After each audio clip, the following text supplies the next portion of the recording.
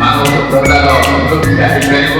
ଯେଉଁଥିରେ କି ବୃକ୍ଷରୋପଣ ମଧ୍ୟ କରାଯାଇଥାଏ। ୟୁଥ୍ ଲେଗ୍ର ମଧ୍ୟ ବୃକ୍ଷରୋପଣ ଭଳି କାର୍ଯ୍ୟକ୍ରମରେ ସାମିଲ ହେଇଥାଏ। ବୃକ୍ଷରୋପଣ ଏଇଥିପାଇଁ ଯେଉଁ ଗ୍ଲୋବାଲ ୱାର୍ମିଂରୁ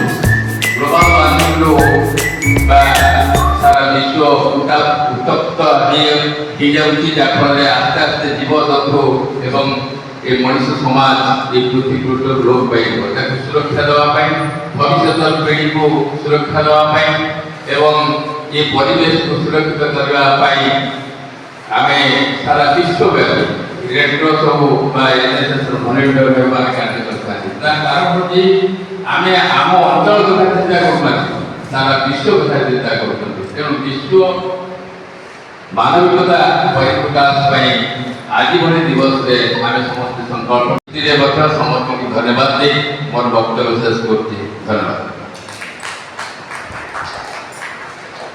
ଧନ୍ୟବାଦ ସାର୍। ମୁଁ ଏବେ ବେଶୀ କହିବିନି, ମୁଁ ଜାଣିସାରିଲିଣି ପିଲାମାନେ ବ୍ୟସ୍ତ। ହଠାତ୍ କ'ଣ ହେଇଛି ନା, ଆମର ଶିବା ଛକ ଇଆଡ଼େ ଟିକେ ଫାଙ୍କା ଜାଗା ଅଛି, ଗୋଟେ କ୍ରିକେଟ ପଡ଼ିଆ। ସେଇଠି ଗୋଟେ 18 ବର୍ଷର ପୁଅଟେ, ତାଙ୍କ ବାପା ଗାଡ଼ି ଚଲାଉଛନ୍ତି, ସେ ପୁଅଟି ମଝିରେ ବସୁଛନ୍ତି ଆଉ ତାଙ୍କ ମା ପଛରେ। ହଠାତ୍ କ'ଣ ହେଇଛି, ସେ ମା ଜଣକ ସେନ୍ସଲେସ୍ ହେଇଯାଇଛନ୍ତି ବାଇକ୍ରେ।